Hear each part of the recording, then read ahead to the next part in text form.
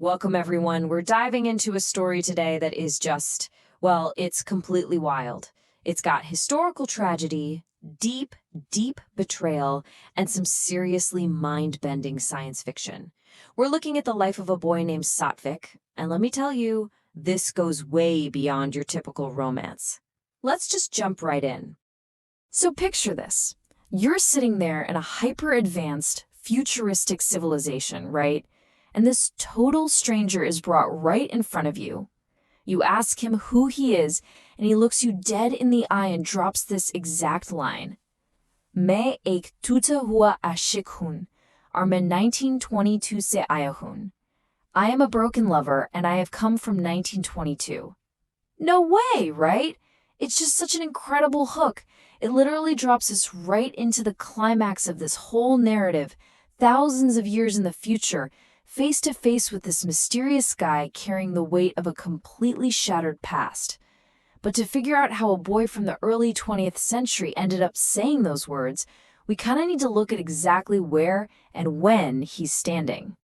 Section 1. The year 9022.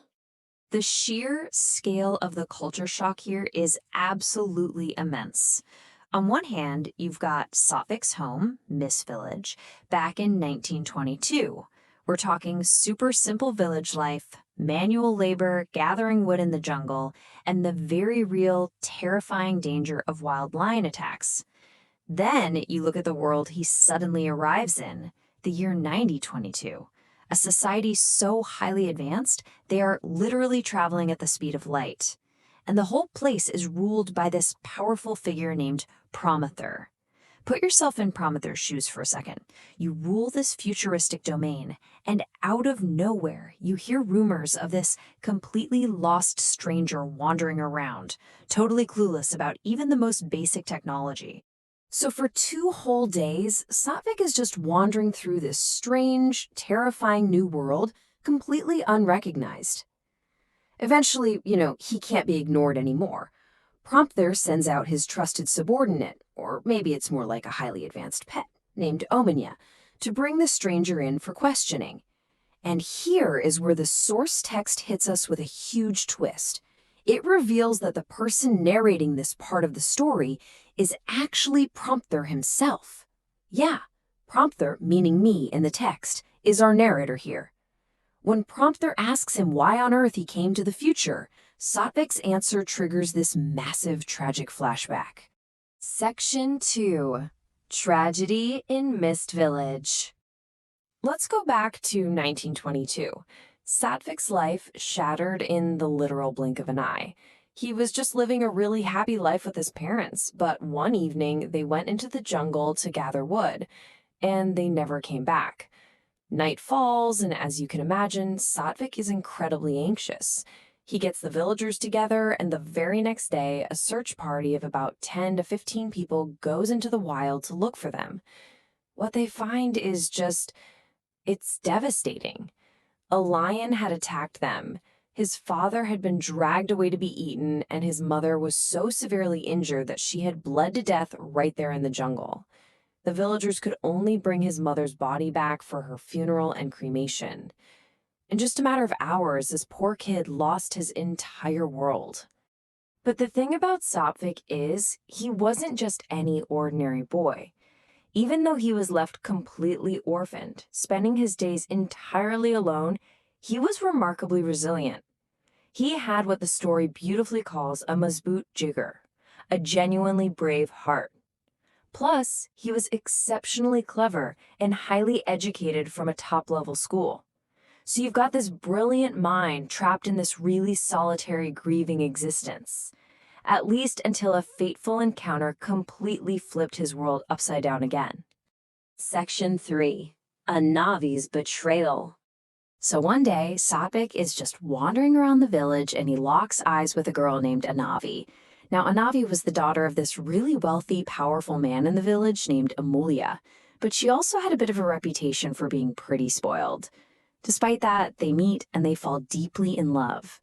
And surprisingly enough, her wealthy father Amulya actually gave them his blessing. Why? Because Satvik literally had no one else in the world. Amolya felt for him and probably recognized how brilliant the boy was. So for a little while, it seemed like Satvik had finally found some happiness. Unfortunately, that happiness did not last at all. Anavi ended up showing her true colors in the worst way. She completely betrayed Satvik and ran away with another boy, absolutely mixing her prominent family's name in the dirt. Satvik was just crushed. I mean, think about it. First, he loses his parents in a horrific way, and now the one single person he trusted his heart to just throws it away. He was, quite literally, a broken lover. Section 4. Building the Time Machine. Okay, so how do they react to this massive betrayal? This is where things get wild.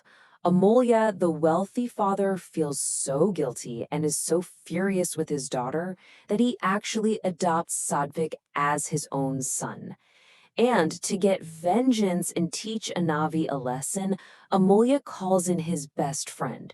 This guy's named Glossam, a highly educated, very clever man from the nearby Leet village. So now you have this trio of brilliant minds, Amolya, Glossam, and our boy genius Satvik, pooling their intellect. Their goal? To build a literal time machine. And over the course of several months, pushing through failure after failure, they actually pull it off. But we've got to look at how this machine actually worked because it had a massive, glaring flaw. Or who knows, maybe it was a very specific design choice by Satvik.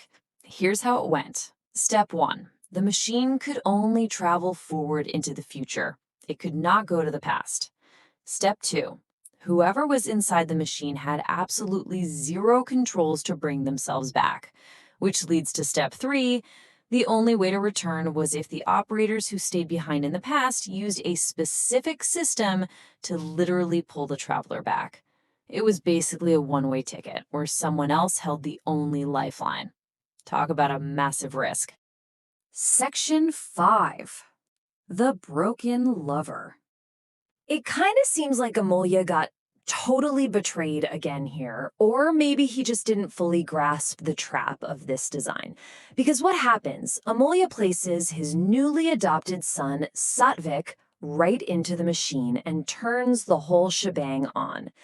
In this blinding flash of energy, Satvik is just launched out of 1922.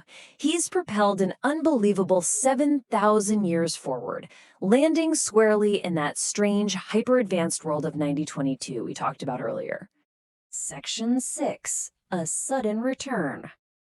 And that brings us right back to where we started, in Prompter's court. Prompter has just sat there and listened to this entire heartbreaking origin story. He finally gets why this strange kid from the past is standing in front of him. But then something really unexpected happens. Time just passes. A full 12 years go by in the year 9022. For over a decade, Satvik lives in this advanced, light-speed society. And Prompter, our narrator, admits that over those 12 years, he actually grew really fond of Satvik. They built a genuine bond while Satvik adapted and aged in the future. But hey, remember that lifeline, that flawed, weird tether mechanism on the time machine? Well, out of nowhere, after a 12-year wait in the future, the system just activates.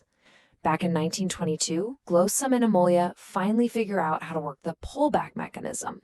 And just like that, Satvik is violently yanked right out of 9022, leaving a very attached Prompter behind as he's dragged all the way back to the past. Which leaves us with this absolutely massive cliffhanger. 12 साल बाद past में वापस आकर सात्विक का क्या होगा? What will happen to Satvik after returning to the past 12 years later? Think about it.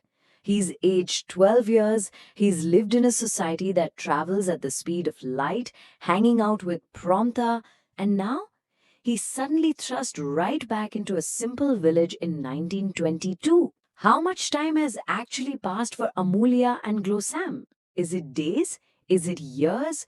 The story literally leaves us hanging right on the edge of this question. Will Satvik finally get his vengeance on Anavi, or has the future changed him completely?